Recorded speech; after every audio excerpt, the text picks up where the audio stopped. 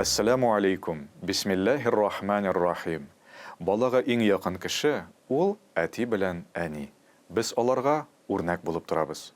Шуңа күрә инде иншалла без әгәр дә ураза тотабыз икән, ифтарларга торабыз, сәхәрләргә торабыз. Алар безне күрәләр, безнең нәрсә эшләгәнне, ашамыйча, эчмичә, гөнаһлардан сакланып йөргәнне күрәләр, һәм алар да безнең кебек булачаклар. Дин белгечләре дә әйтәләр, балаңны үзгәртергә теләсәң, үзеңне үзгәрт дип әйтәләр. Шуңа күрә инде менә иң беренче үрнәк булып торабыз без.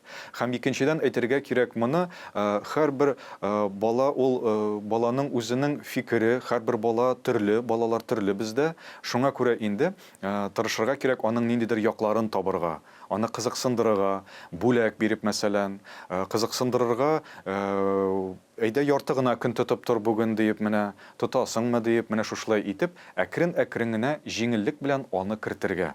Коръәни Кәримдә бар шундый бер аят, мин аны һәр вакыт үземә дә искә төшерәм. Раббыбыз Аллаһ Тәала әйтә: "Уд'у иля сабили раббика бил хикмати вал мауизатил хасана."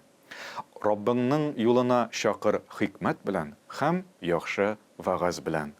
Балада уятырга кирәк теләкне, бүләк белән, тәмле ризыклар белән. Исегездә булса бит бәләкәй чакта иртән торсаң сәхәргә, әбидә яисә бабайда, анда була иде тәмле ризыклар. Кояш баеганда, ифтарда булганда, анда да була иде шулай ук тәмле ризыклар. Шуңа күрә менә бүләк биреп, матур гына җиткереп, сөйләп, яисә уенны инде бер көнне тулысынча тоту дип түгел, мәсәлән, башта берничә сагать дип әйтергә кирәк. Аны мактарга кирәк. Афәрин, син улым, кызым бигрәк ни булдың әле бүген, тоттың, кара әле дип, нинди ни булдың дип, аны мактап куярга, Раббым кабул итсен дип, менә шушылай итеп алар өчен дуга теләргә һәм менә яхшы итеп, матур итеп җиткерергә. Шул вакытта иншалла безнең балаларыбыз да иншалла уразада булачаклар. Һәрберләре безнең Аллаһ Тәала уразаларыбызны кабул итсен. Вассаламу алейкум ва рахматуллахи ва баракатух.